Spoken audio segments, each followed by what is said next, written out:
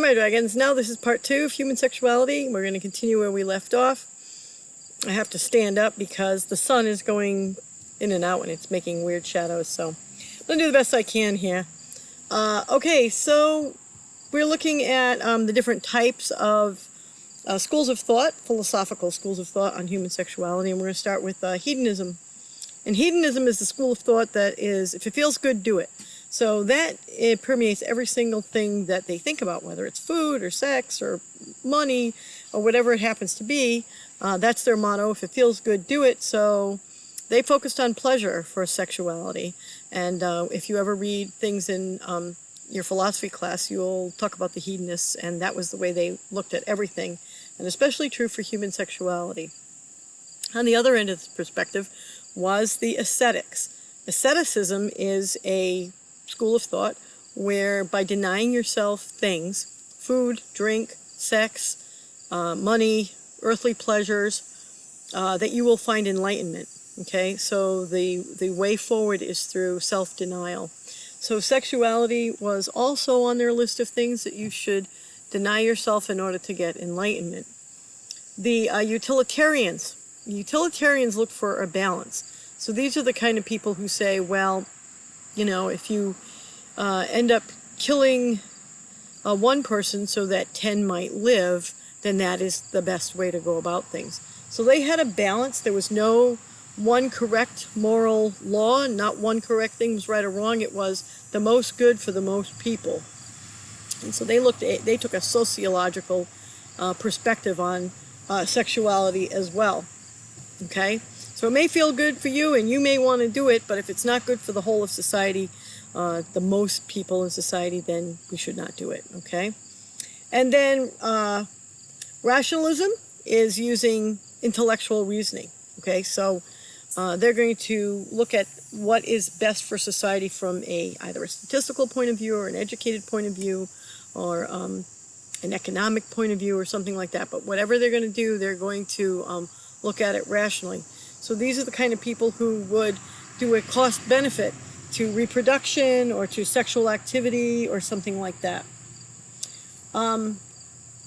So historically, we always want to look at history in terms of human sexuality because it's important for us to know what worked and what didn't work, where we came from, have we evolved, was it for the better, was it to our detriment? All of those kinds of things are really important. Are we the most conservative today, or are we the most liberal today? What did they do back in the day?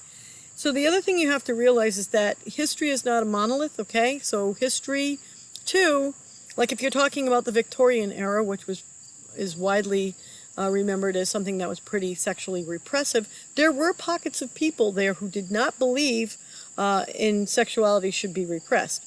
Okay, so as a reminder, during the Victorian era, you also had Freud, okay? And he was shocking in the day. So every era, every society, every one of these thoughts has extremes to it as well. So remember that in history, okay?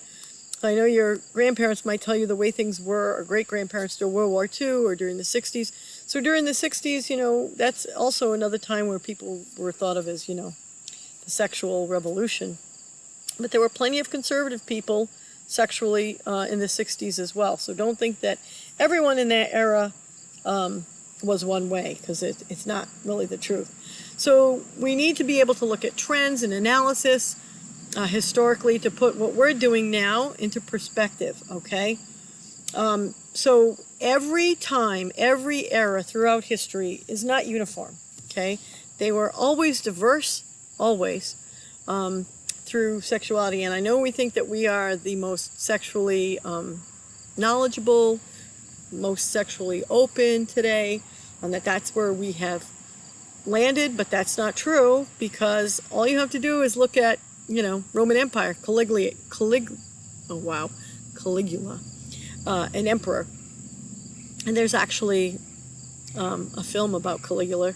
It really documents the type of sexual excesses that they had during the day. So you can check that film out, but I'm warning you, it's X-rated. The true and uncut version.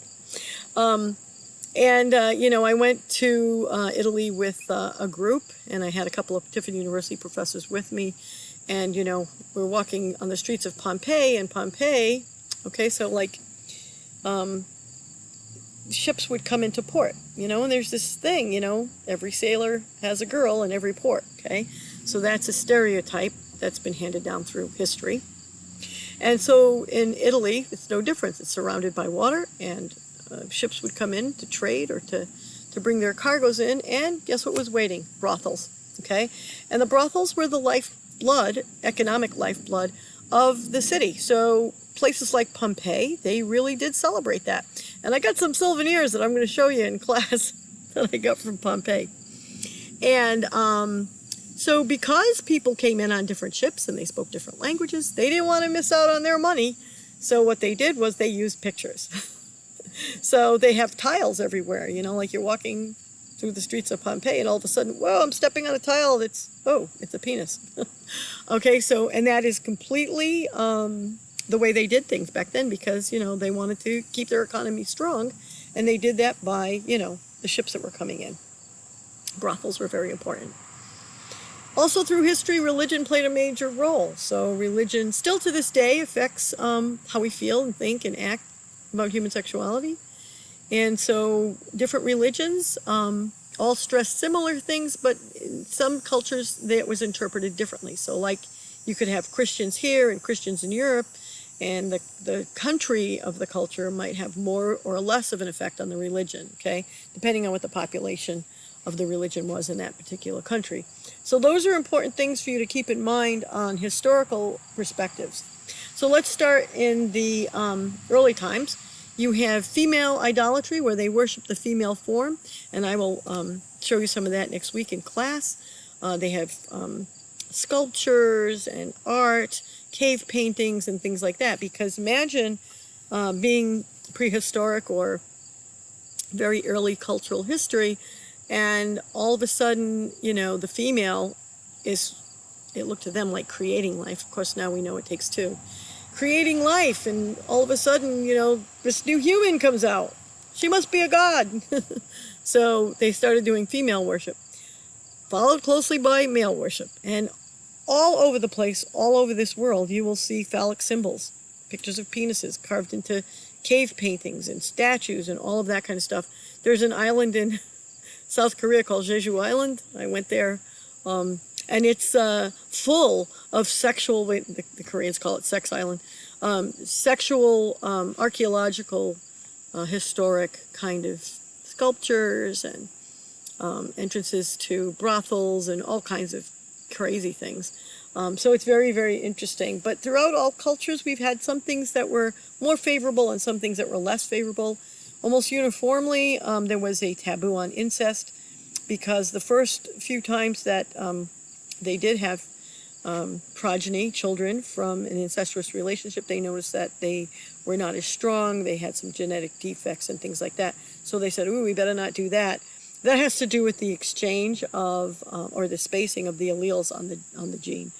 So there you go, that's prehistoric sexuality. Turning to the ancient Hebrews, they emphasized procreation. They wanted their culture to not only survive, but to thrive. And they wanted a lot of children. And it's still to this day a rather small population, but still the emphasis is on procreation. So they celebrated sexuality. They wanted, I believe in the Bible it says, keep your zithers full. That meant full of children. So sex was very good. Adultery was a no-no, especially for women. And that's because of rights of inheritance. If you're trying to keep your culture strong and have a big culture by encouraging lots of children, you want to be able to pass down those inheritance rights. And so maternity is always certain, but paternity is not. So you would think that they would be more strict on men, but nope, they were more strict on the women. So that was not allowed. Also, polygamy, practice of having two or more spouses, wives, was not encouraged for the same reason, okay? So ancient Hebrews tended to be monogamous and still very high monogamy rates. So they saw that sex was important to strengthen the marriage and to foster their community and to have children that they knew where they belonged and they knew where they were in the rights of inheritance. So it came down to a legal issue of rights of inheritance, okay? And women were considered the property of men in the ancient Hebrew. Okay, so moving to the ancient Greeks, they also valued family life. They admired the male body and the male form. They were very sexually adventurous, and if you look at how they explained the universe and the gods and creation, the gods that they had were very sexually adventurous. You really do a good study on ancient Greek mythology, and you'll see, wow, these people really had gods that were all about sex, okay? They also viewed humans as bisexual, capable of and desiring both male and female. So they were like one of the first ones that came up with that. And male homosexuality was considered normal, okay, a rite of passage. A lot of cultures consider that to be the case, and you see that all over the world. They didn't want it to interfere with family, but certainly it was encouraged and used. Polyandry, women having more than one male, that was also encouraged. Prostitution was very popular. So the Greeks were all about it, and they were very open about sharing those kinds of things. And some of our most common terms today, cunnilingus and fellatio, originated with the Greeks. Okay, they didn't invent it. Everybody's been doing it for a long time. They invented the word that became popular. And women were low social status, so nothing's changed through times.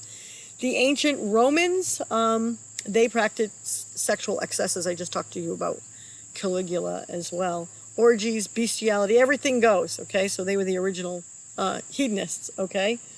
The family was a source of integrity, but everybody was having sex inside and outside of the marriage. And they did not encourage male homosexuality because, again, rites of passage and the delineation of where people stood in the society would be affected by that, okay?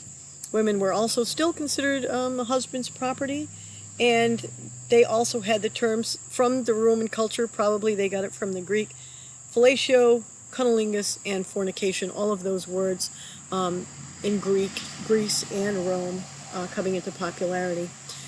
When we came to the Christians, the temptation of the flesh was something that was a distraction from spiritual devotion. So you see all these people, the early Christian writers, trying to discourage sexuality among outside of marriage as a distraction for spirituality. And spirituality, called to the religious life, was the highest level that you could have in terms of Christianity. Marriage was for procreation and not for sexual pleasure.